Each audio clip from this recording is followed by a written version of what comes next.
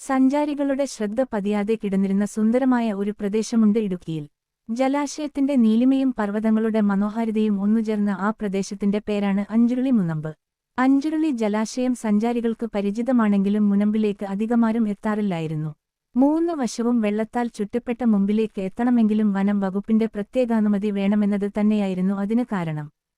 എന്നാൽ സഞ്ചാരികളുടെ കാണാമറയത്ത് നിന്നിരുന്ന പ്രകൃതി ഭംഗിയുടെ നിധിയിലേക്കുള്ള കവാടം ഇപ്പോൾ വനം വകുപ്പ് തുറന്നു നൽകിയിരിക്കുകയാണ്.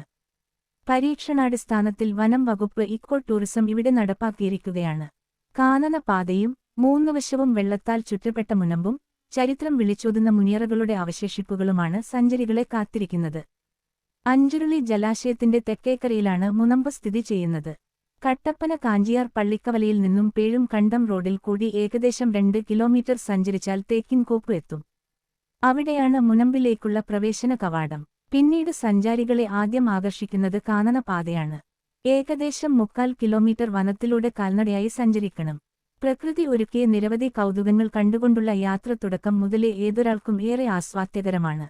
കാനന പാതകൾ താണ്ടി എത്തുന്നത് പ്രകൃതി ഒരുക്കിയ വിസ്മയകാഴ്ചകളുടെ കലവറയിലേക്കാണ്. പച്ചപ്പു വിരിച്ച് നീണ്ടുകിടക്കുന്ന മുനമ്പിന്റെ മൂന്നു വശവും വെള്ളത്താൽ ചുറ്റപ്പെട്ടു കിടക്കുകയാണ്. ഇതിലൂടെ നടന്നു ചെല്ലുന്നത് കടലിന് സമാനമായി അനുഭൂതി പകരുന്ന അഞ്ചുരുളി മുനമ്പിലാണ്. ഓളം തല്ലുന്ന വെള്ളം തിരമാലുകളുടെ പ്രതീതിയാണ് ജനിപ്പിക്കുന്നത്. അതോടൊപ്പം പൂർവികരുടെ മൃതദേഹങ്ങൾ അടക്കം ചെയ്തതിന്റെ അടയാളങ്ങൾ എന്ന് വിശ്വസിക്കുന്ന മുനിയറകളുടെ ശേഷിപ്പുകൾ ഇവിടെ കാണാൻ സാധിക്കും. കൂടാതെ നിരവധി നന്നങ്ങാടികളും ഇവിടെ നിന്ന് ലഭിച്ചിട്ടുണ്ട്. ഇവിടെ പ്രാചീന മനുഷ്യർ വസിച്ചു എന്നതിന്റെ തെളിവുകളും അഞ്ചുരുളി മുനമ്പ് സഞ്ചാരികൾക്ക് സമ്മാനിക്കുന്നു.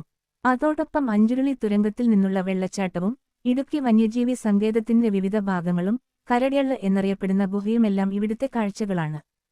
നോക്കത്ത ദൂരം കിടക്കുന്ന അഞ്ചുരുളി ജലാശയത്തിന്റെ കാഴ്ച ഏറെ അനുഭൂതി പകരും. ന്യൂസ് 4 വേണ്ടി ജിൻസി കുര്യൻ.